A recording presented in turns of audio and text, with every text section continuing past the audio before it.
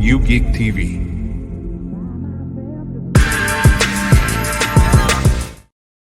Welcome back to the Unapologetic Football Show right here on U-GeekTV. I'm your host, Darius, the Unapologetic Geek. I am once again joined by my boy, Hoodie CM, also known as Chris, as well as, hold on, let me do it right, Greg, the Gym Geek Gamer. There we go.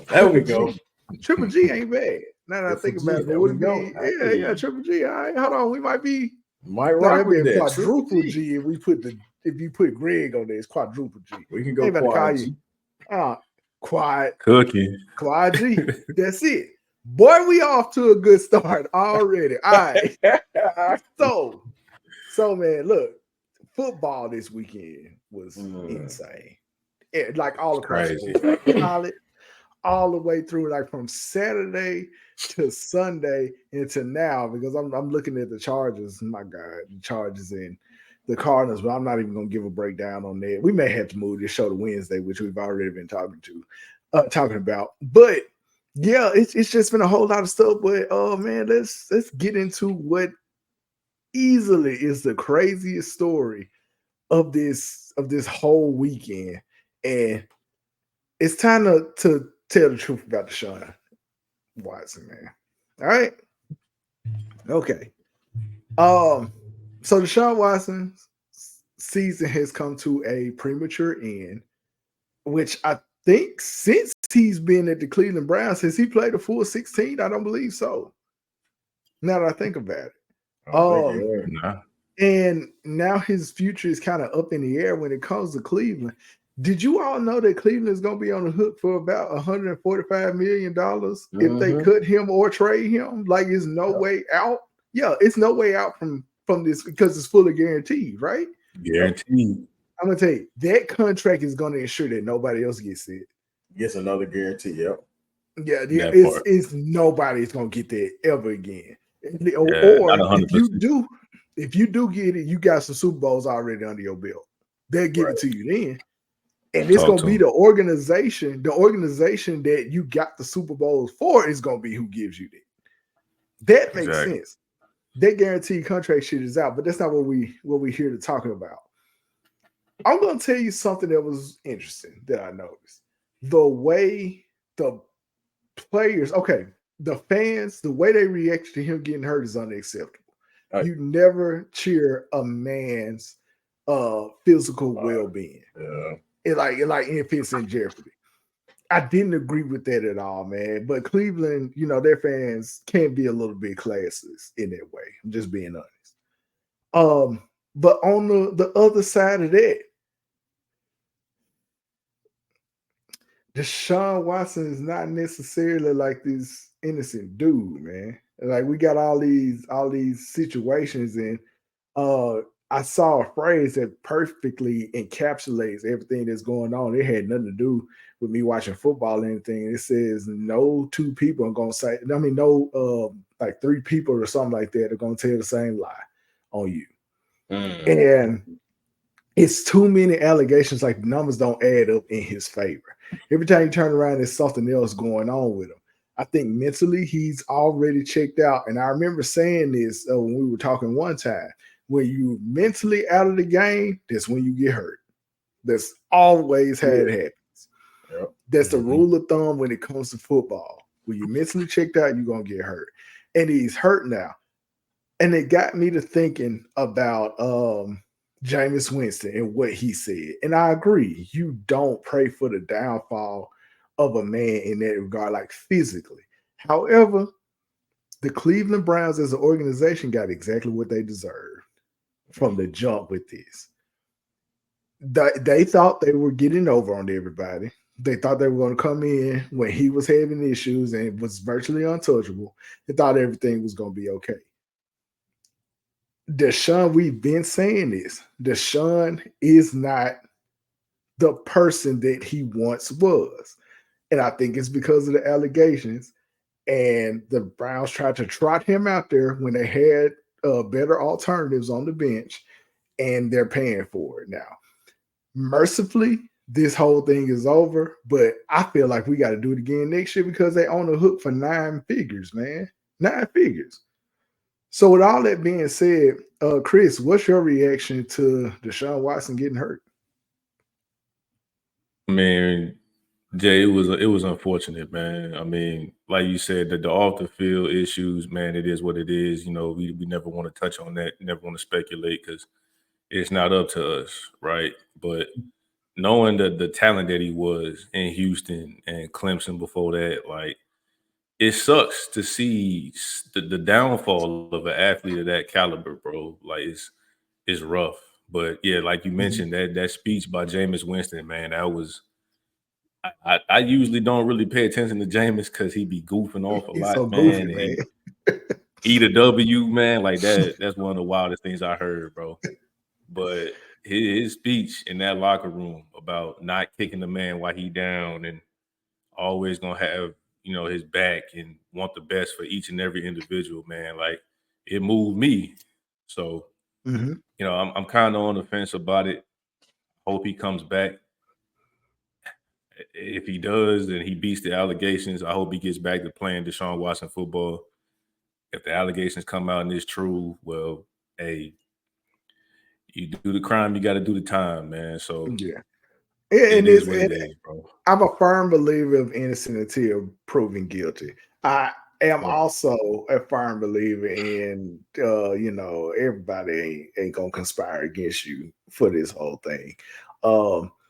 I think I've always thought the main thing he was guilty of was honestly being a creep. But then I started hearing some of the more in-depth and crazy shit that he got going on. I can't rock with him. I just can't rock with him. But in the realm of football, it sucks that he got hurt. Like these people put their bodies on the line. Like James said, they put their bodies on the line all the time. It sucks that he got hurt, and I don't wish that on no man. But when I tell you, like, the curse of the Cleveland quarterback continues, and then what's crazy is, man, Baker Mayfield on my TV right now. Baker been balling, man. And we're gonna talk a little bit about organizations being the solution or the problem. But yeah, Baker is just fine, and Cleveland is in the shits. Greg, how about you? And the crowd was really, to be honest, I understand how they feel. You have a right to feel how you feel, but to display it in that manner, this man is hurt. Like, he just tore something. He's already going through something. And by all means, I'm not saying this to feel sorry for what he put himself in, but at the same time, you dehumanize people. Like, I think the biggest thing that a lot of people have problem with is forgiveness. And I know that's a horrible thing to bring up with some of the allegations he had, but at the same time, it's like, he's still a player. Like you said, he's not who he once was. But at the same time, he still came out and gave you, I guess, whatever he had left. So for them to respond the way they did when he was injured, it's just like, man, it made me start really thinking, like, these people don't care about you.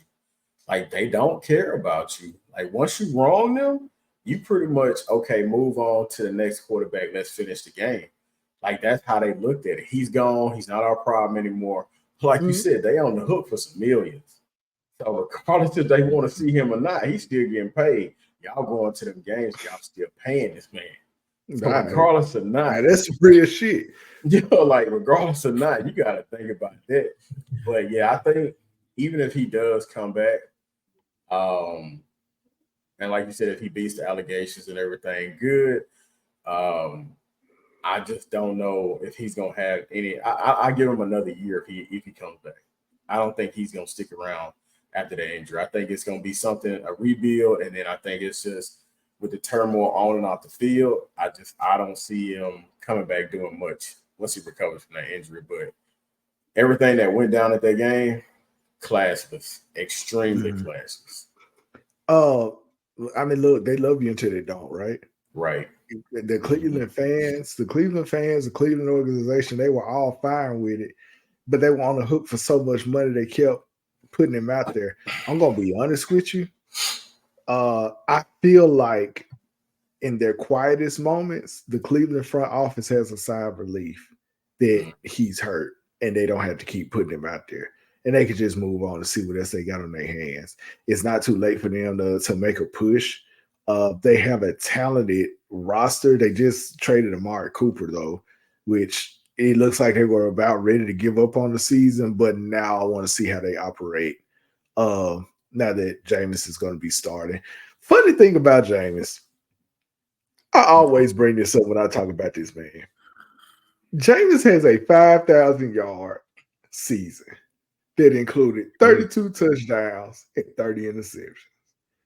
That is remarkable. 30 for 30, baby. And it was a roster. And it was a roster that the next year, when Tom Brady got it, won the Super Bowl. I don't think y'all understand this. I'm going to put this in perspective and we're going to move on. If Jameis Winston cut his interceptions down by 20, the Bucs would have won the Super Bowl the year he did this shit.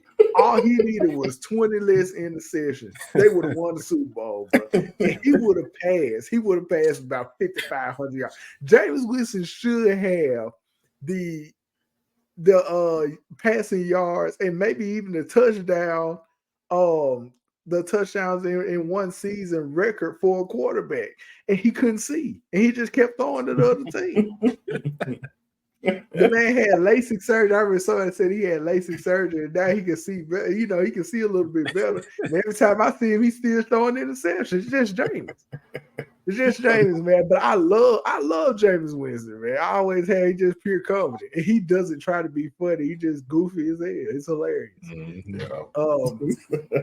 So from the good kind of goofy to the bad kind of goofy, Aaron Rodgers is washed, and I'm here for it. His attitude, this thing where I'm the smartest guy in the room. I love when somebody try to build a super team and they can't do it correctly. I loved it. I seen KD do it 3 times at this point, I believe. No, twice at this point. He's done it with Phoenix, and he's done it again with he did it with Brooklyn and again with Phoenix. I've seen LeBron kind of do it a little bit. You know, these people, Westbrook and Harden, they tried to do it. Like in the NBA, they tried to do it, but in the NFL, man, that shit all got to come together. It all has to come together. I'm going to tell you, in order for this super team to work, and really with any team, in any one play, and Chris, you can correct me if I'm wrong as a football player amongst us, 11 things have to go right for one thing to go right in football. It's either going to be 11 things that go right for you or 11 that go right for the other side of the field. But it has to go right in order for either team to make any progress. Well, the Jets' offensive line is not going right.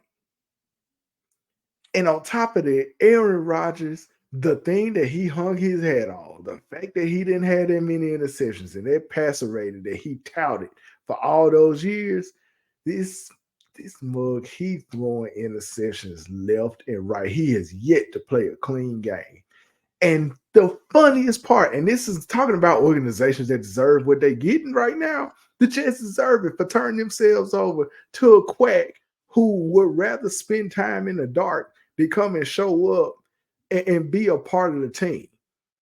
This is what you get. You fired Robert Saleh. Robert Saleh was over the defense. The defense has suffered without him. Who'd have thunk it? Common sense football. The defense has suffered without him, and you don't have an offense that can make up for his absence.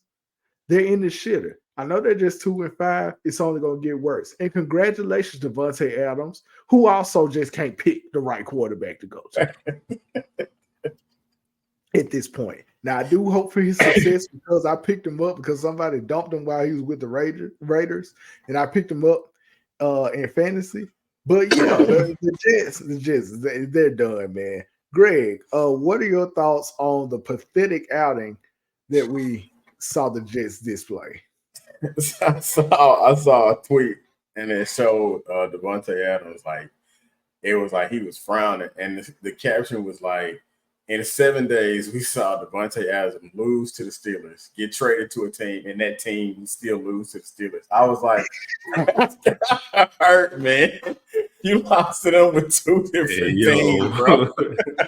I just got hurt, man. But I agree with you, man. I think his mindset is just basically just right. It's just rotted. I think he wants to be he wants to be looked at as a Tom Brady. And he's not. I'm sorry, bro. You're not that guy. All right. You know, the way he played this past weekend, it kind of looked like he should have been a towel boy. That's just me personally. But I mean, honestly, his time is ticking, and it's only a matter of time before there's a mutiny on that team. And I think that's what's about to happen. Getting Devontae Adams, I thought would helped him, but the Steelers, I give it that. The Steelers kind of showed up and looked like the steel curtain? That's what I kind of looked at when they played in that game. That defense was on fire, bro. They were really shutting it down. Yeah. They was beating their ass, man. I was like, the Steelers kind of looking, like they were looking old school. I was like, now, I see their record, but then at the same time, I'm kind of like, is this the old Steelers coming back? Or is it just they playing against Aaron Rodgers and the Jets? Like, I mean, it's a 2-5 team. So, you know, we can't really just say, but they look good. They definitely look good. But yeah, Aaron, man, just pack your bags, bro. Just go on, get back to doing your State Farm commercials, man. You know, what is it? The double check discount?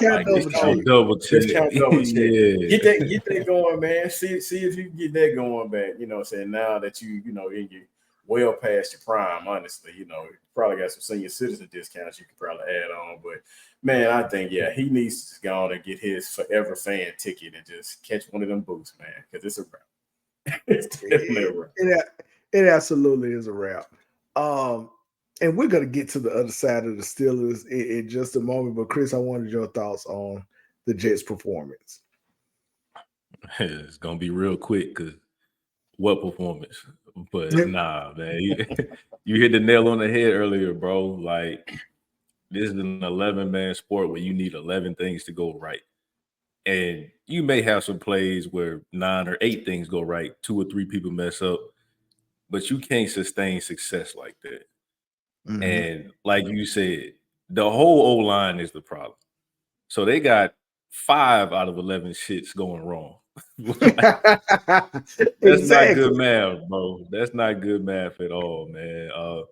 And I was an Aaron Rodgers fan coming out of Cal, you know, even in Green Bay. I love how he didn't smug up to Brett Favre or whatever, even though, you know, that relationship kind of got misconstrued by the media. But yeah, bro, he getting hard to deal with, man. Like, and top 3 thrower of the football ever, you know. Dan Marino, you can put Warren Moon in there if you want to, but it's like all that shit and you only got 1 ring, bro. Like, what's really the problem? You the common denominator here. So yeah, man, we just gonna move past that, man. Like y'all said, Aaron is washed, he downhill. The whole team is the issue now. Robert Saleh probably sitting somewhere with his feet kicked up, laughing at tweets because he wasn't the issue. Like, and still getting paid. Right. But here's the thing about that 1 ring. On an old podcast, good friend of mine, he and I got into it about 6 years ago on a podcast because I called Aaron Rodgers overrated and he was overhyped by the media. The media just used to just drink up everything that Aaron Rodgers did, talking about passer rating and all that kind of shit. Go back to that last MVP. I bullshit you not. Or was it the one before that? Maybe the last one. Yeah. Look at Tom Brady's numbers and look at Joe Burrow's numbers. Either one of them could have won MVP over Aaron Rodgers. They gave it to Aaron Rodgers for passer rating. No bullshit. Right. And they got bounced out to playoffs with ease.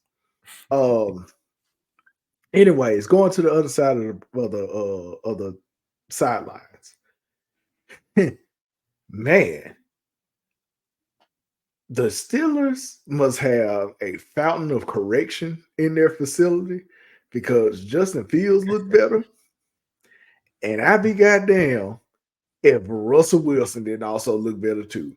Yeah. Russell Wilson looked like the Seattle Russell that we remember. And honestly, as somebody who liked Russell Wilson and was worried that he was a system quarterback when he got over and failed at the Broncos, I was delighted to see that rush that I saw last night. Mm-hmm. And now we got to have some serious conversations going forward about how good the Steelers are. Looking forward to it. Just some food for thought. I wonder just how good the Steelers are. Is it that team is just trash and we're going to see some other shit next week? Or are they legitimately and quietly a contender to come out of the AFC? So we'll get into that. But it's funny that you brought up the State Farm Aaron Rodgers thing, because you know who took Aaron Rodgers' job, essentially? Patrick Mahomes, baby. That's why he ain't discount double checking no more. It's Patrick Mahomes. Now, quiet as it's kept, you know, I'm a Chargers fan. And for the most part, I hate the Chiefs. But I'm also someone who acknowledges greatness. I'm unbiased. It's what we do here. And Pat Mahomes, he's probably the best quarterback I've ever seen. He's just not playing like it right now. And it don't fucking matter. The Chiefs are still 5-0. Right. That is the scariest and most frustrating part of their team, because you know it's right around the corner. Mm-hmm. It's right around the corner. All of a sudden, people gonna start getting healthy, and that's the other scary thing. They're suffering injuries, and it's like next man up, and it's still working. And on the other side of that, you got the Niners, who got all this talent, and if all that talent ain't about, it's not that dude. It's not. Anytime Brock Purdy passed over, I believe, 5 yards, it was, I think he was 8 of 18 with 3 interceptions, something like that. Like, he took a nosedive. And then there were some times where he underthrew open receivers and they actually lost yardage because of it. Like, they had to break their stride to come back and catch the ball. You mean to tell me now, again, it'll be easy to say, hey, man, what are you going to do? He don't have all his weapons. Meanwhile, they took Tyreek away from Pat, Super Bowl. Travis Kelce hadn't really been a factor, 5-0. Juju, he won the Super Bowl with a bunch of people that nobody else wanted, really, and a bunch of people that nobody else really wanted to draft. He still won the Super Bowl with it. Every time we think the Chiefs are rebuilding, they win another damn Super Bowl. So why can't I hold Brock Purdy to that standard? Like, what sense did that make? I mean, look, tell me if I'm wrong on this, Chris. How do you feel about what we saw from both of those teams who are in virtually a similar position? You can't say that the Chiefs won because they were healthy and the Niners weren't. They were damn near on the even playing field to me. But what are your thoughts on it? Hey, I told y'all boys 3 weeks ago that Brock Purdy was average. And I didn't want to be disrespectful, but I told y'all, when you got a bunch of stallions, pause if needed, in that stable over there, and them horses go down, you start looking real average. You lose McCaffrey for them weeks. You lose Debo. I think they said he had like pneumonia or something. He had fluid in his lungs. Ayuk now, ACL, he done for the year. George Kittle ain't been looking the same. You lose them people, you start looking real average. And there's nothing wrong with that. There's 32 teams in the league, 16 to 16. Half of them is average. But to put all that on Brock Purdy, he ain't that type of dude, bro. And that's just the Niners real quick, you know. But the Chiefs, Andy Reid is a genius. He knew his problem for the majority of his career was defense.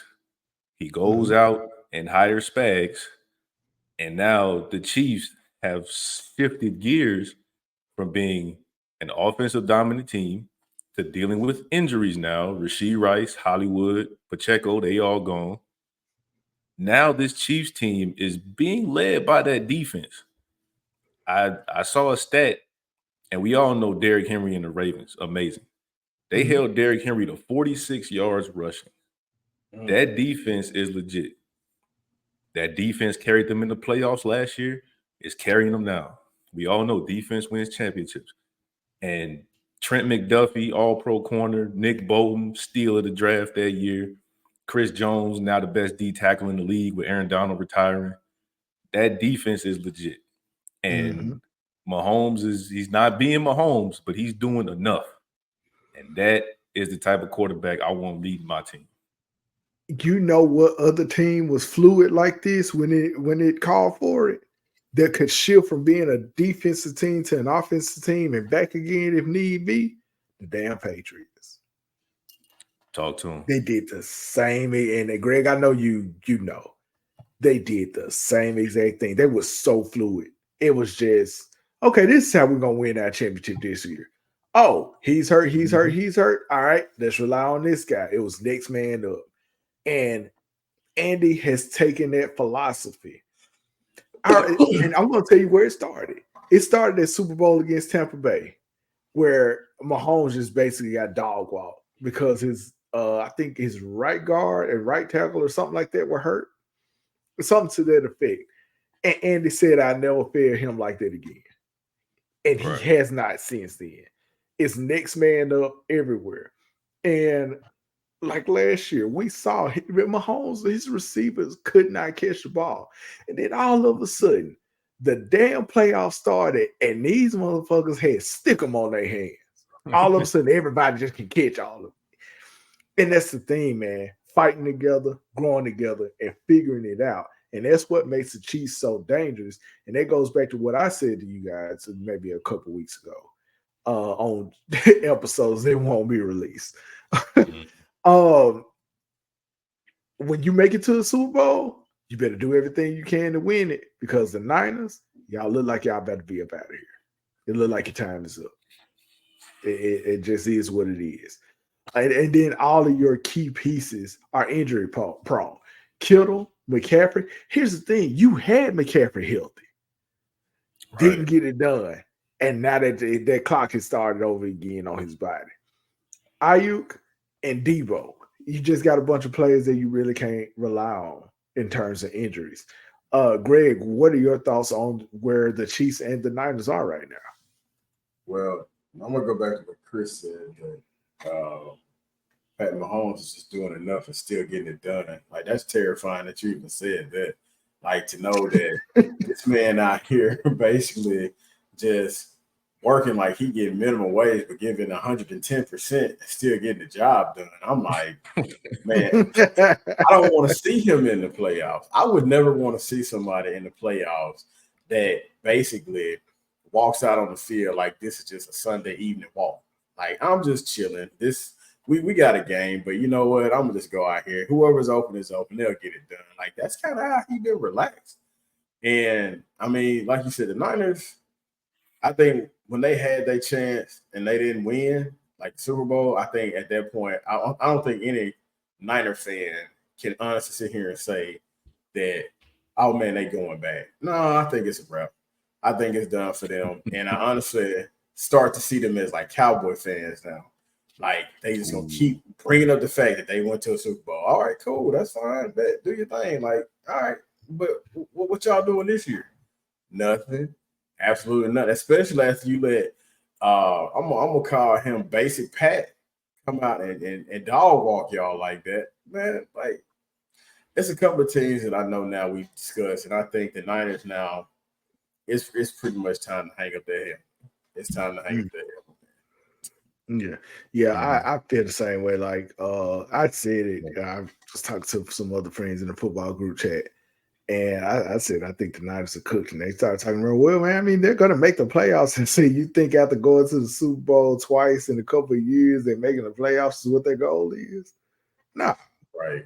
No, that's not what the goal is at this point. Now you're supposed to win it.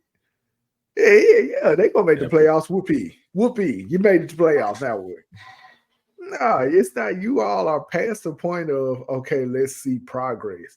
The Texans, they're at that point. Green Bay is at that point. Okay, let's see what happens in the playoffs. The Commanders are at that point. Let's see if they get to the playoffs or not. They're still building. No, y'all are supposed to be there. Y'all assembled this all-star team. and now it's falling apart. Football, man, in football, that's why dynasties are so impressive in the NFL, because you do not have a lot of time. You don't. Look at the Bengals, look at the Rams, look at the Eagles now, who are completely dysfunctional. And honestly, speaking on them real quick, because they don't have a topic on our board, the Eagles persevering and winning when they're not supposed to is what's saving Sirianni's job. If they go on a loser streak, Sirianni is out of there because he's not a good coach. He's not. I feel like his team wins in spite of him. That part. But yeah, going from dysfunction to two franchises who were on the uptick previously and are now looking like they're going to fulfill on what their promise is. Jordan Love and CJ Stroud, they had one of two thrillers yesterday, the other one being Minnesota and the Lions, which we'll get into a little bit later. But yeah, I really like this Jordan Love kid and Green Bay. What their culture is at this point is we know how to get good quarterbacks over a sustained period of time, because I think Jordan Love, he's going to get it done there for the foreseeable future. And then over there in the Texans might be the last hope against Lamar and Pat Mahomes over in the AFC. He may be that third guy that can steal a couple rings during the reign of these two Titans, assuming that Lamar goes ahead and does what I predict that they'll do and actually close the deal this year. CJ Stroud is honestly, both of these guys are good leaders. I'm always impressed when they're in front of the microphone. I'm impressed with how they carry themselves. They are consummate professionals, and I just wish for the best for them. Like I like both quarterbacks, man. It was a good game. The Green Bay Packers, they were able to pull it out in the end and get a close win. Just real quick, what did you think about the game, Chris? I forgot your name just a moment, but Chris, what did you think about the game? Hey man, well, the Texans division rivals, so I don't hope any success for them. But I do respect the hell out of CJ Stroud, man. I mean, he broke the curse on Ohio State quarterbacks in the league because they all been trash. But he came out balling from day one, man. And it's scary that we got to see him twice a year. Had a little bit of a rough game, but I think that's just an understatement of how good that Green Bay defense is. Mm-hmm. Getting Xavier McKinney from the Giants this offseason, I think, really boosted their secondary. Rashawn Gary's been playing exceptional in that role up there. Clay Matthews made a big deal. Oh, you gonna get his dude 52? Well, it looked like he earned that motherfucker now. Right. So he playing ball. But both teams did a wonderful job, man. I mean, Joe Mixon had another big day, over 120 yards, couple touchdowns. Tried to do the Lambeau leap, got rejected. Yeah, of course. You don't come to the obfuscation doing that, bro. You crazy. But Jordan Love did enough and had a really good game and brought them boys home to victory. So, and I like his young weapons, man. Jaden Reed from Michigan State was one of my favorite players coming out the draft 2 years ago.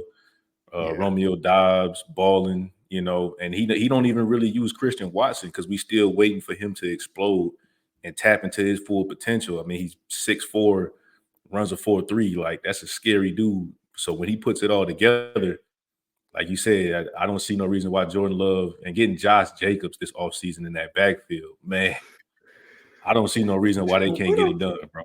Josh Jacobs, they have depth. That team is a deep team, and it goes into the NFC just being better. And it goes back to what I said about the 49ers. You have let these teams catch up with you. Yes. They passed up. Yeah. These teams have caught up with you, man, and they're younger and they're more healthy than you are. Mm-hmm. That's scary. That's scary to deal with. Shout out to Joe Mixon, by the way. Just being the nucleus of that team. And is Nico Collins coming back? Ooh, I believe he is. He should. Yeah. He should be back. That team is loaded. And they're fun to watch. They really are, man. Yeah. Like I remember that playoff game against the Browns. It was amazing watching those two teams go in it last year. Greg, what do you think about where the Green Bay Packers and Houston Texans are?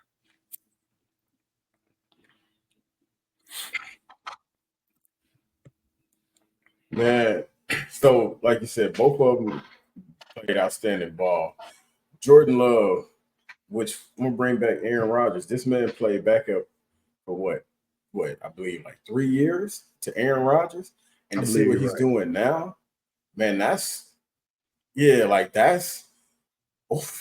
of embarrassing once you think about it. Like this man was a backup to you, and like seeing how he plays now versus what you doing now, man. Like I would feel embarrassed to know that I left a team to go be a bench warmer. They just keep putting him out there, but Aaron Rodgers is a bench warmer for me, but they keep putting him on the field. But to see what your old team is doing without you just lets you know, like you really aren't. You still that either further proves you aren't that guy. You really aren't that guy, my dude. But that game was, man, I ain't gonna lie to you, like that was one of the more solid games I watched this weekend, and I like the shutdown. I really did like that shutdown between them. This is gonna make for interesting playoffs. Very interesting playoff, man. I think the NFL is giving us right now. It's giving us like anxiety because it's a lot going on, man. It's a lot going on, and it's just like we don't know at what turns we're gonna be which. Like nothing is really predictable. I know everybody's, the Chiefs, got this in the bag, but I don't know, man. I really don't know. Not with the way everything going right now, bro. I don't know who's clear on winning that Super Bowl this year. But man, yeah, that game was high pace, definitely high pace, and I'm looking for more games like that, to be honest. Oh yeah, the NFL. Honestly, the NFL been cooking for the last I don't know how many years now, man. And that's why it's honestly the best league. It's honestly the best league in American sports. Because of the parity that you have with it. And speaking of like challenges to the Chiefs, I'm looking up. The Ravens are up 34-10 on the Buccaneers right now. Or have they? Nah. Yeah, they're up 34-10, and this is the start of the fourth quarter. God damn. Yeah. So the Ravens are cooking. Honestly, man, I really don't see anybody but the Chiefs. And it's just because of that stifling defense slowing down that Ravens offense. God knows it's not the Raiders in there. But anyways, man, going from one thrilling game to another, and just really keeping in with how amazing the NFC has been. The Lions, is it time? Is it time for hell to freeze over? Is it time for the sky to turn into an ungodly hue of purple or some shit like that? At this point, are pigs flying? And are we indeed a monkey's uncle at this point? Like, are the Lions ready to ascend and to take their place in the circle of life, so to speak, and get to a Super Bowl, man? And get to a Super Bowl, because that's a goddamn good team, defensively and offensively. Now, Hutchinson, that injury, catastrophic, man. Hope he gets better. He is a dog on the defensive line, and he was missed clearly. But at the same time, it's like, we straight. Yeah, our defense, we're gonna figure that part of it out. But that offense was tanking yesterday, man. I mean, they gave Minnesota everything they want. Minnesota is a fine team, by the way, led by Sam Darnold. I'm not sure what you do with him in terms of JJ McCarthy at this point. JJ McCarthy has to look much better than Sam Darnold. Well, it's that Sam Darnold's team. And the Vikings, they got, if I'm not mistaken, they lead the league in defensive touchdowns as well, man. It's impressive putting out a victory against that team, but the way the Lions are constructed, they got 2 running backs, they got multiple weapons on offense, a solid offensive line, a talented tight end. Like they have all of the tools to honestly not only get to the Super Bowl, they got the tools to win it. With all of that being said, Greg, what do you think about the Lions prospects, and are they a threat to really take this whole thing home? Man, this is crazy to say, but yes, I don't think I would have ever imagined the Lions looking the way they look right now. And to be honest, that game against the Vikings wasn't like, to be honest, that game shocked me. That was a Super Bowl caliber game. If we really want to talk about it, it came down to the wire. It came down to an Adam Vinatieri field goal. That's what it came down to. And that's exactly how I'm gonna look at it. Like, I really wanted to see that go into overtime. I wanted more of that game. They were cooking, man. But the Both Lions, sides. the way the Lions looking right now, back to what I just said, we just don't know who's a clear cut to win the Super Bowl. But the Lions right now basically put their hand in the hat, like, y'all ain't counting us out no more. Like, this ain't the old Lions where y'all just, okay, we know they done for the season. Nah, buddy. Like, I think if I have to get down to it, if I'm gonna choose, if I'm gonna look at it like this, I have either the Ravens, the Chiefs, or the Lions winning the Super Bowl. That's how I'm That's a fair assessment. For some reason, when it comes to the Vikings, I'm not quite there with them, but they have been impressive. Like, that's another thing. Man. Yeah, and we've seen other impressive teams, man. To me, Tampa Bay is impressive. And they've been, I mean, Ravens game notwithstanding, but Tampa Bay has been impressive this year. Green Bay, they're another. Green Bay has a rugged defensive side that I could absolutely see them going to the Super Bowl. Like, there have been some impressive teams, but the Lions, they look like they're clicking. And I'm going to tell you what's driving them. They knew they blew their NFC Championship game. They knew they blew it. Mm-hmm. And they look like a team on the mission. And that's why, I have this belief that, they more than likely will be coming out of the NFC. But Chris, what were your thoughts with the Lions, or where they are now? Shout out to your reference, man. It's the circle of life, man. Like, if there's one thing you don't want to see coming at you, it's a pride of Lions, and that's how they playing right now. Like you said, that backfield, man. I love watching Jahmyr Gibbs run that football, man. David Montgomery, bro. I love the two analogy they got going for them with Sonic and Knuckles, man. It's perfect. Oh yeah, it is dope. Jared Goff has been balling, bro. I saw a stat today. They said the Lions are the first team in history that over a 4-game span have more touchdowns than incompletions. They have 18 touchdowns the last 4 games, and Jared Goff has 16 incompletions. He's playing out of his mind right now. Yes, he's playing out of his mind right now. And shout out to Aaron Glenn, defensive coordinator. He was a thorn in my side when he played, because he played with the Jets and Texans. Seemed like forever. Yeah. Dude had gray hair all in his beard and stuff playing. Shout out to him. He got that defense, man. I'm telling you, it's like a pride of Lions swarming on the gazelle, bro. Like, hey, Greg, shout out to y'all Bama boys, man. I love watching Brian Branch play in that secondary, man. I'm not one for PFF. I believe you make all your shit happen on the field. I don't like all the analytics sometimes. But he's the highest rated safety in the league right now for a reason. And he's a second-year player. He had 2 picks last week. He had 1 pick this week. An amazing diving interception. Swiss Army knife. He's a bigger Tyrann Mathieu to me. Love watching that kid play, man. And his running mate, Kirby Joseph, also has 4+ interceptions this year. So that safety tandem right there, man. You get 2 safeties who can do their job. That makes everything easier for everybody else on the field. Shout out Aiden Hutchinson. Losing him was huge, man. But they have the pieces to where his absence will be felt, but next man up, bro. I love to see it. Shout out Detroit.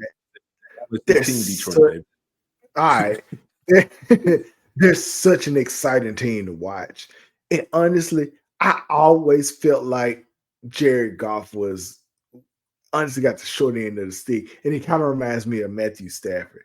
People don't realize Matthew Stafford has like one of the highest, if I'm not mistaken, I believe he's in the top, 15 of all-time passing yards, maybe even 10.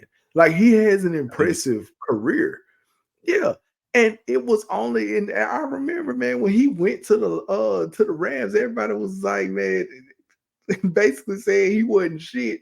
And it meant nothing. Are you crazy? No, Matthew Stafford could ball. And that's how I feel about Jared Goff. I feel like where Jared Goff was with the Rams, he wasn't ready to get them over the hump and get them to a Super Bowl. Right. But the boy, he been able to do this shit, man. He's been able to ball. Like you give him weapons when he had Todd Gurley at one point, and they were sustainable. Yeah, they were a decent team then. Like Jared Goff is not trash by any means. Like he's not trash.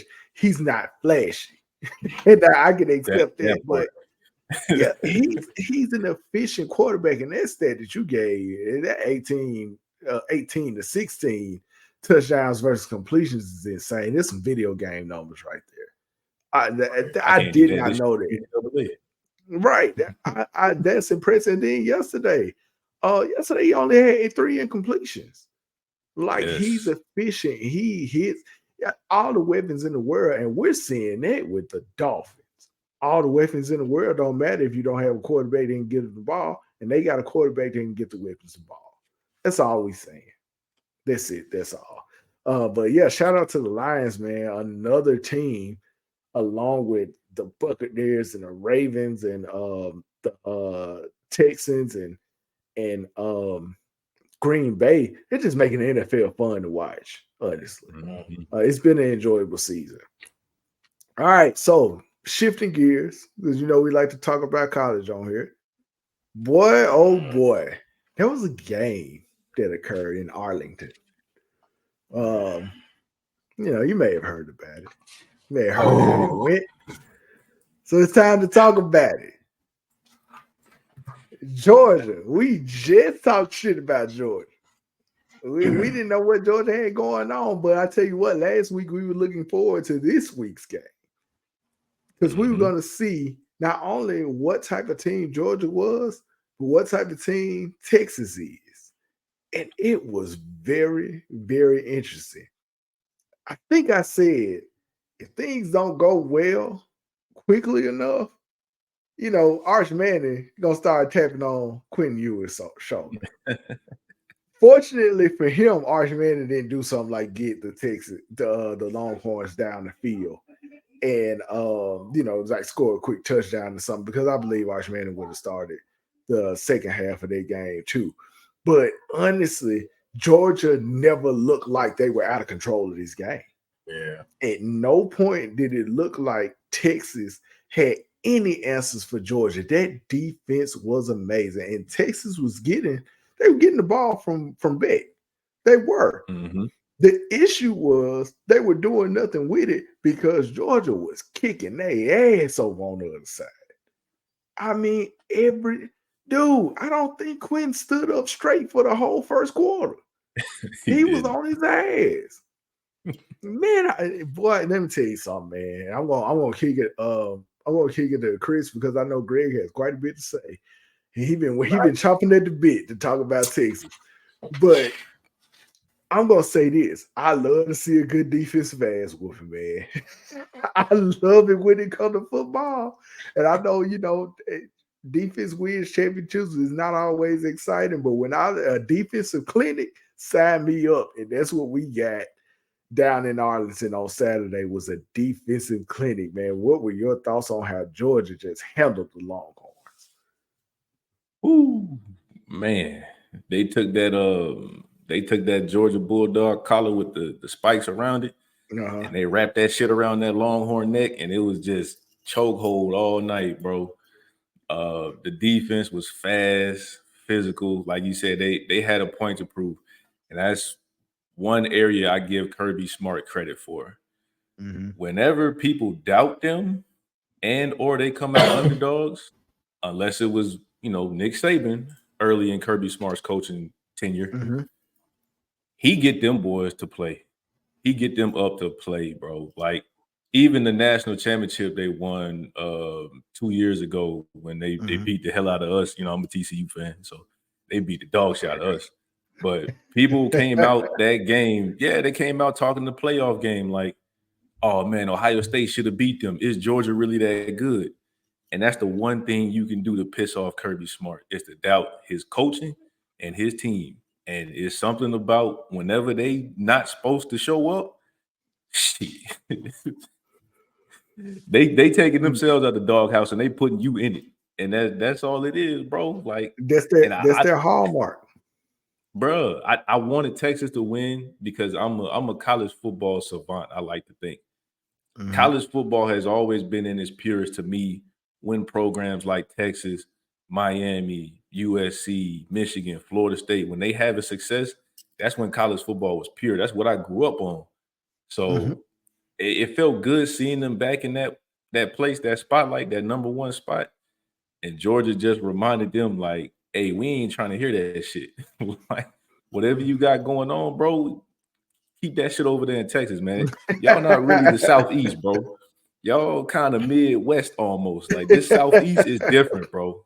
It's different. And they showed it.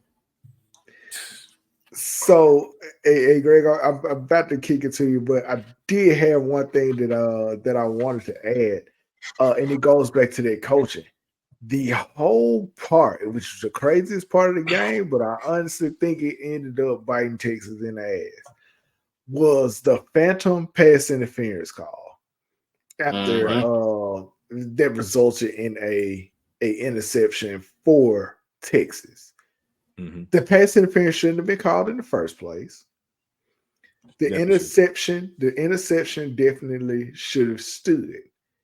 But to reward Texas after their fans threw debris on the field by taking the time to reverse the call, Kirby Smart was so pissed off at that moment. Oh, yeah. And you saw it before Texas scored the touchdown and made it, 15? Was it? No, it wasn't 15-30 at that point. It was like 15-23. It was 23. 23-15. Kirby Smart was over there telling them, don't worry about it. Basically, go out there. If they going to play like that, you really kick their ass now. And it's like Georgia hit another gear. It was a momentum swing. And then Georgia came back on that field. The next time that defense came out, and they, it was foot on the gas. They wanted to knock you was the fuck out. And you saw it every play. They were not bullshitting anymore. And that's the kind of shit I like, man. With some bullshit happen, you lock in. That's what I like. And by the way, let's take a step back, look at a couple of weeks. If it was a little bit more time on that clock, Georgia probably would beat Alabama. Coulda, woulda, shoulda. Coulda, woulda, shoulda. Greg, go ahead. This is your time, man. I ain't trying to hear nothing about no time. They lost their game. It's rap. But I didn't think. All right, so I'm gonna be honest. And McKinley, I'm so happy. I called this man as soon as that game was done, and I wanted to talk every little bit. I posted memes. I was praying that Texas lost this game, and I must have said the right prayer that night. So, is Georgia looking like the best team to beat? Nope. I'm gonna play devil's advocate. No, they played a really great game against Texas, and seeing as Bama beat Georgia, I can't say they look like the team to beat because we beat them already. So, I mean, but I will give it to ETN. Man, he balled out. Got to get to ETN. But like you said, the defenses came out and they just played a more dominant ball than Texas. I think, what was it? I think they had about 7 sacks in that game. So they definitely came to prove a point. Like they had about 7 sacks in that game. So they came out to prove a point against Texas, and I'm glad they proved it. I hope they sharpen their pencil and sign another check that their ass can't catch.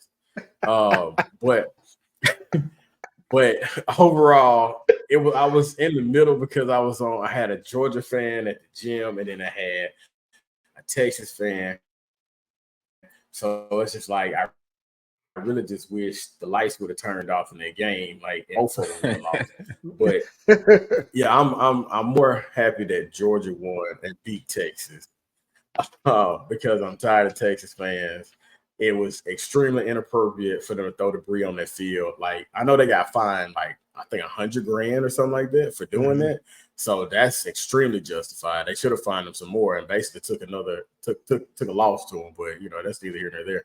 But I think Georgia is still a top contender team. I'm not going to sit here and downplay them by any means at all. Like you said, if it was a little bit more time on that clock, I do think that Georgia-Alabama game may have gone a little bit different. But the way they came out the same way Alabama came out against Georgia. They were ready. They knew what to expect. They knew what their strengths and weakness was when it came to the team, and they pounced. They basically pounced. I looked at that game. Jay, you said this before. You said if you don't beat this is going back to the NFL just a little quick. You said if they don't beat the Patriots in the first half, you are going to struggle in the second half. And basically, Georgia came out and said, if we don't beat Texas in the first half, we're going to struggle in the second half. And they came out and did just that. They came out with the intensity. We're going to stump them early in the game. So if they do come back, it's going to be harder for them to get back into this game. And that's the way they played. That's the intensity they kept that whole game. But I'm happy they beat Texas. I ain't happy they won, but I'm happy they beat Texas. Oh, yeah, for sure. Yeah, at the end of the day, man, I'm going to tell you, like we just talked about the excitement of the NFL. This 12-team structure, I really want to see what kind of matchups and what kind of games we're going to get out of this. I am very excited. I know we're months away, but man, like how many teams from the SEC are going to make it? How many teams for the Big Ten are going to make it? Are any teams from the Big 12, they are going to be represented, but still, like, would they even be worth a damn? We're going to eventually get situations like in college basketball where the Cinderella show up and they start dog walking the big dogs and they make it further than they should have, man. I'm looking forward to the 12-team playoff, but man, as exciting as the NFL season has been, I'll say NCAA or college football has been just about as exciting, man. We've had some surprising games so far. We've had some teams who were dominant in the past kind of have their own issues, currently, like a team in Tuscaloosa who did something that we kind of called not that long ago. Bama goes down. Hey, chill out. Here we go.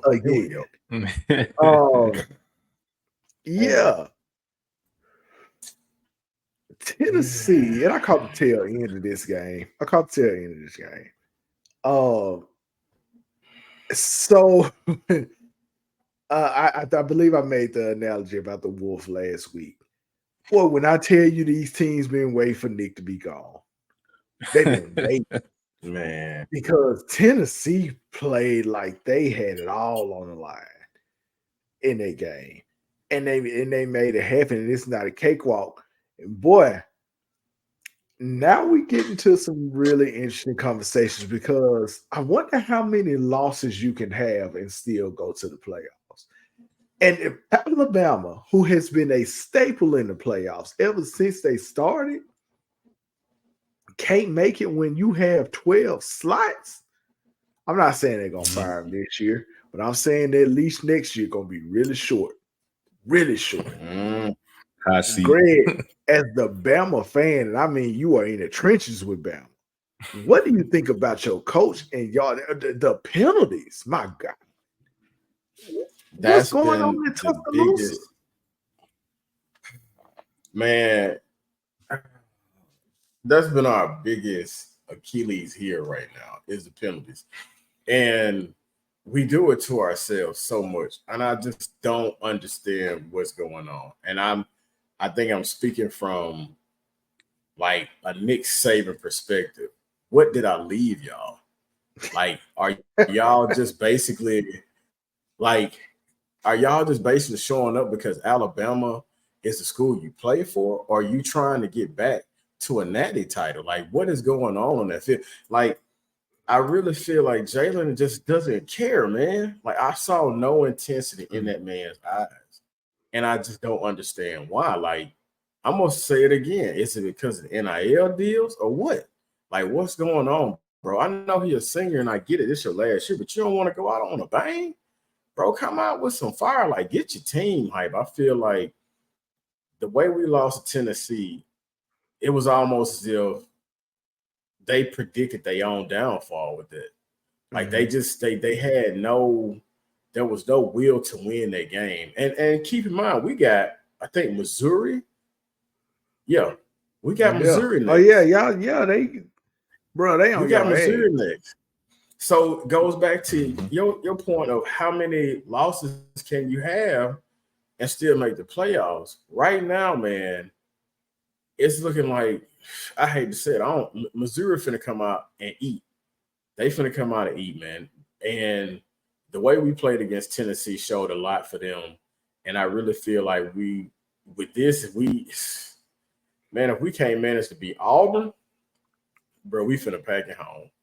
And that's just being a real fan. Like, to understand that we in our rebuild phase, we're not playing Bama football. This is not Bama football. This ain't Nick Saban's game.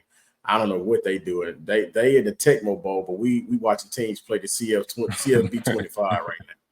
Like, they old, so like they need to get with the times, man. I think these young cats don't understand the prestige that comes behind the Alabama name. You want to be on the team, but you got to bring the Alabama intensity. And right now, I don't see it in their eyes, man. They lost it, bro. Man, right. It's not the same team. And somebody said so funny. They said Coach Saban is rolling over in his grave. They said Nick is alive, but the coach Nick Saban is rolling over in his grave looking at all these damn penalties, man. Chris, what did you think about how Alabama behaved last Saturday, bro? I mean, I brought it up as an issue after the Vandy loss, man, when Malachi Moore threw that tantrum and it went unchecked. I knew it was a problem in that clubhouse then. You know what I'm saying? Like, they obviously, like you said, Coach Saban, he held himself to a standard and he didn't allow none of that extra shit. I don't think these young boys respect Kalen DeBoer the way that they respected Saban. I mean, it's called a spade a spade. There you go. And it's hard to, right? When you can't follow the GOAT like that, bro, and expect to get the same results. Like, you got to buy this team over, man. You got to win them over before you can start winning games. And he ain't won this team over yet, bro. Multiple issues, man. Jalen Milroe, I'm so disappointed. I love nothing more than to see brothers at QB going ball out, man. But the way he's looked ever since the Georgia game, it's been 2 thumbs down, bro. I made a Heisman case for you, dog, and like that shit is over with now. So, bro, it's over with, man. And two aspects of the game that never really happened when Saban was coaching, and if they did, he found adjustments around that shit. One, they can't run the ball. Michael Haynes and Jam Miller are 2 talented backs, and they can't run the ball, not consistently, and stopping the run. Dylan Sampson had like 139 yards. Shout out to Sampson. He another Louisiana kid. You know, he played for Dutchtown, one of my high school rivals. Shout out to Sampson, man. He got started late, right? He went out early with an injury, came back in, and as that game went on, Tennessee started moving the ball because Nico was freshman mistakes, right? That one pick when he rolled out to the left to the sideline, got his arm hit, threw it right to the DB. Nico was making freshman mistakes. There's no reason why Alabama shouldn't have capitalized on those mistakes. Right. But the inability of that offense, man. A Saban defense or team would have capitalized. Yes. Yes. They would have won that game Easily. by 14. With Saban coaching, you win that game by 14 points. Period. Easily. It's not close. And man, I would pay because Saban kind of has analyzed Alabama differently. And if I'm not mistaken, he's not even on TV after they lose. Or not lose. I'm sorry, after their games. Yeah, so he's not on TV. So we don't get to see Saban analyze after a loss. We get to see it a week later when he's calmed down and he's probably not as passionate about it or whatever. But man, I would love to see like what Coach Saban has to say about what's going on in Alabama, which leads me to this. Shout out to Bill Belichick on that football show on the CW. I don't know if you guys have seen it, but Bill Belichick has turned into like this media darling all of a sudden, and everybody loves him. And he provides like incredible insights. He actually has a show. I don't know if they do it together consistently, but Peyton Manning and Bill Belichick had a show on ESPN Plus where they break down like plays in the game and stuff. And Bill just listening to him, man, and his personality, like he's hilarious on top of that. It's very interesting to hear him talk about the game. And Nick Saban is somebody else. On College Game Day, Nick Saban is really good. I don't know how many people he is really good at what he does. And he shows a lot more of his personality. And him and Pat McAfee and their dynamic is hilarious to me too.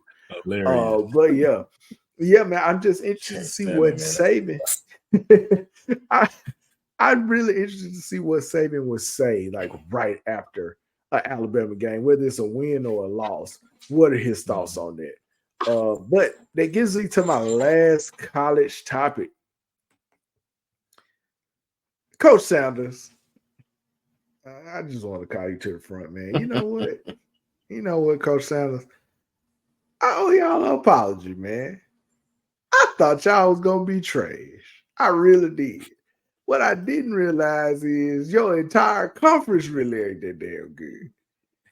And you got more talent than everybody else out there. And you know what? I apologize for saying that y'all look like y'all the same goddamn team. They made some great adjustments.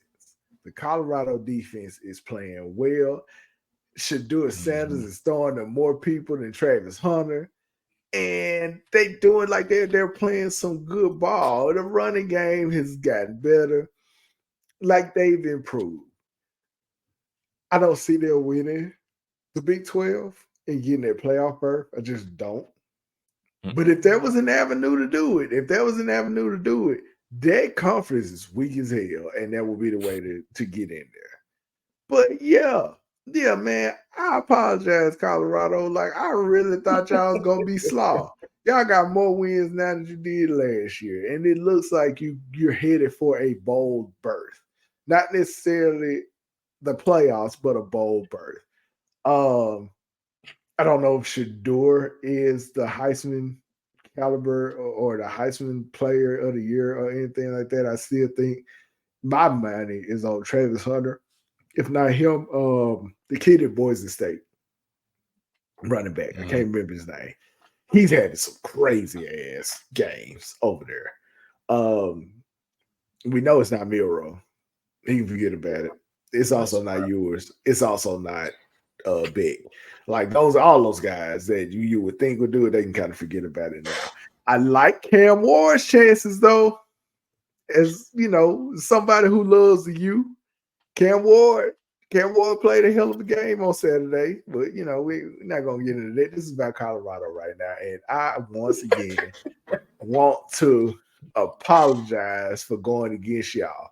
But I really, really, really feel like Deion's gonna quit. Like y'all got that in my head last week, and I do feel like in his conferences, his post-game conferences and shit, it sounds like, yo, man, it's a finality to this. Like we said bye to you, motherfucker.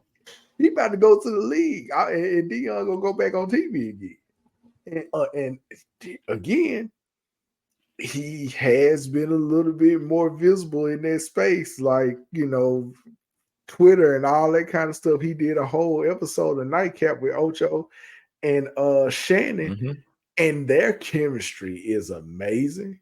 And if Dion joined Nightcap, it will be a trip. Like, seriously. By the way, and I miss Dion on TV. One of the best things that they had, Dion, LaDainian Tomlinson, and Shannon Sharp had a show on NFL Network, and it was the best post-NFL game show ever. Greg, go ahead. What you were about to say. I'm gonna just say, because I thought about something when because I put that in your head that he may leave, but I think I kind of look at the deeper thing, and I don't think Dion understands exactly what he's doing if he does leave. For one, you're setting a precedence that celebrities don't need to be in the coaching realm, because if you leave again after you told one team you wasn't leaving, and then you go to another school and say you are led by God to leave again, you're showing that, okay, maybe celebrities don't need to get into this realm of coaching because they're doing it for the accolades. So once I get my accolades, I get the people I want on, and I'm out. So you're kind of ruining you're ruining for other people to come in and step up and do things, do good things for them, for schools. And another thing is, as a black coach, man, you're basically showing you can't hold down a job. Like, I get paid, get my money. You know what I'm saying? Like, I had to look at it in that context, man. Oh, I'm out of here. I had to look at it in that context, man. I got my first check, and I'm out, man. Like, why you going out there doing it, man? I'm just saying, bro. If he leave after this season, it's gonna be a bad look, and it's gonna be a sour taste for coaching when it comes to celebrities and former players, because they don't want Prime's pathway to basically be a thing now. Like, let me get this coaching under my belt, win a couple of games, and then say I did it. You know what I'm saying? Like, I'm looking more as if we overlook coaches that could potentially bring us bowl games, and we give you your spot because who you are. Like, I really feel like that ruins some of that. So, I mean, I hope he doesn't leave, but it's Prime, man. It's Prime. And I strongly believe he gone, bro. So, I didn't consider this. Somebody brought this up. Dion does not go to houses. He doesn't do the visits. He says everybody got to come to Colorado, or he getting on the phone. It's going to be a Zoom call, some shit like that. He don't go to the building. Here's the other thing. Nobody has mentioned. I don't even know who the backup quarterback is. Let me just stop there. Nobody knows who the backup quarterback is. They also haven't mentioned like any prospects or anything that they've had. I can tell you what I can see Dion doing. If he does stay, that quarterback that quit UNLV, I can see him getting him to be the next quarterback for Colorado.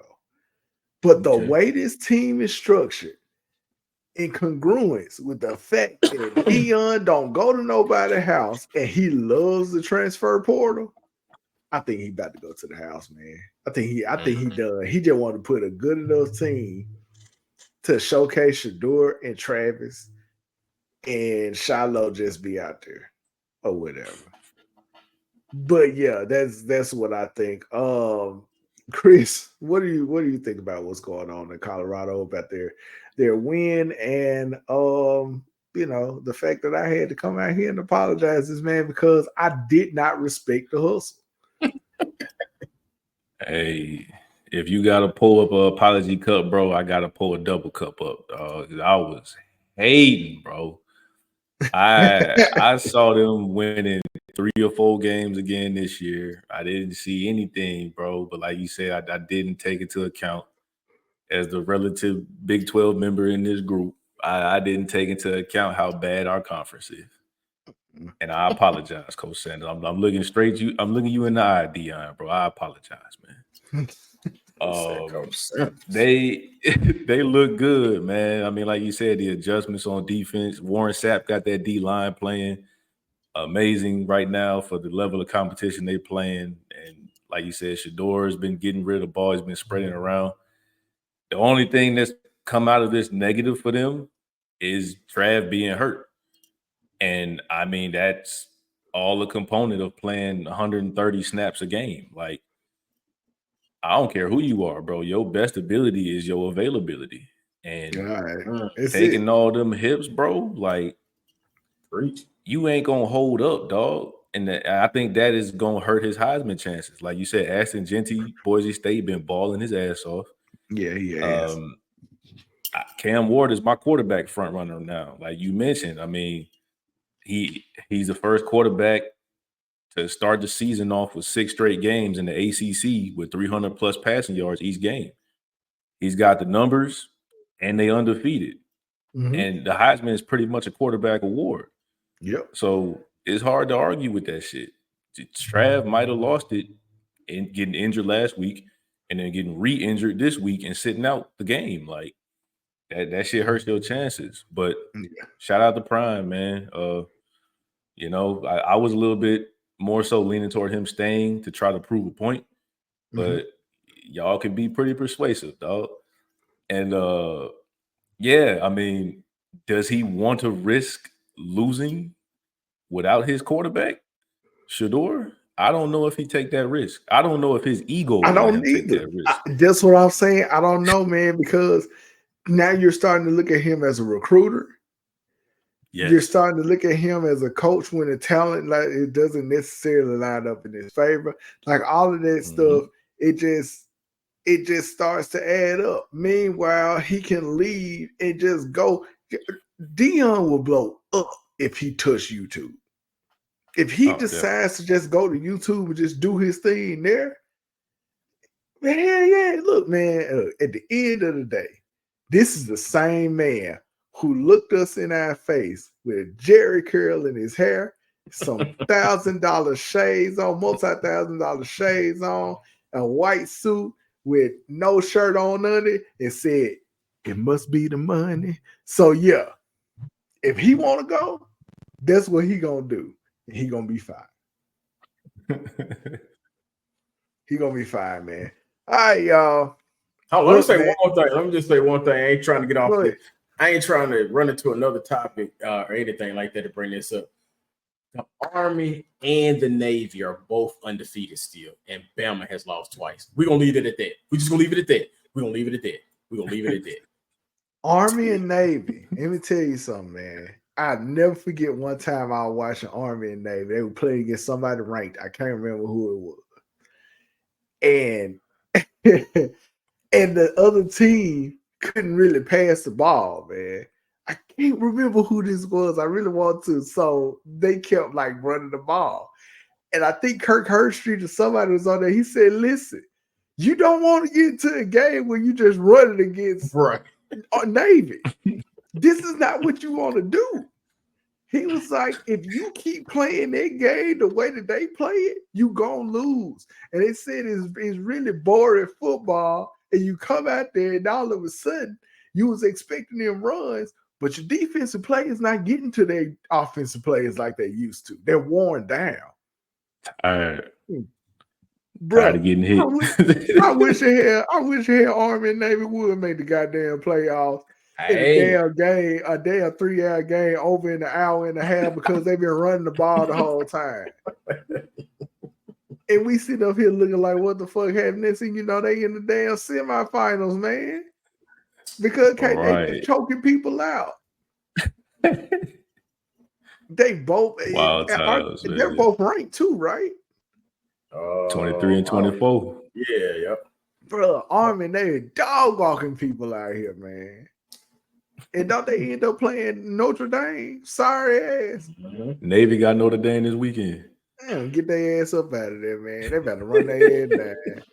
They're gonna run their head down. They're gonna have about 30. They're gonna have about 30 touches, 365 rushing yards, and 16 passing yards. This should be crazy when I see them stay in line. Imagine having to play them in the rain. Oh, Lord. Nah, bro. You don't want to see that, man. You don't never want to do that. Dog. You know what, man? And that remind me, man. I saw that shit. That time Miami went against Peyton Manning when he first got to Denver, and they went against Miami, and Miami won because they had gotten like Denver's defense had got so lackadaisical. I think it was Miami, or I could be wrong. It could be it was that Denver and Steelers game. I am wrong when Tebow was playing for Denver. And the commentators made the comment. They was like, they gotta watch out for Tebow going over the top because they getting so used to him. And who was the running back then? He was good, man. I forgot, man, but they was like they were so used to Tebow and the running back running the ball. And it was like Demaryius Thomas, RIP, was getting open. He was getting open or whatever on those play action passes. And he was getting open when it was like having to block and go downfield and stuff. I'd be goddamn if Demaryius Thomas wasn't open and they won that game against the Steelers, their playoff game. I'd be goddamn, man. And that's what you got to watch out with Army and Navy, bro. That will wear your ass down. You think I done seen no NCAA football since it's been out. Man, y'all got me on another damn topic, bro. Look, man, my bad, man. I just had to put that at the forefront, bro. I seen somebody online, bro. I can't remember who it is. That boy got Georgia. No, he got Oregon. And that motherfucker wouldn't get somebody to chose name. I said, man, you better quit right now. The shit that I saw. And he just wore that man down on the entire Twitch stream. He just wore that man down. He was like, oh, I got time. He was down 14-7. He was like, I got time. Man, he looked up. It was the end of the game, bro. He still ain't had the ball. The wishbone offense just criminal. Anyway, I done went on a whole rant talking about Army and Navy. But yeah, that's terrifying. They make the playoffs. I ain't watching this shit, man. Y'all gonna tell me about it. Anyways. We got to get up out of here, man. It was fun like always. I appreciate you fellas for joining me, man. And until next time, this is the Unapologetic Football Show. I'm Jarius, Unapologetic Geek, with Chris and my boy Greg, and we are out.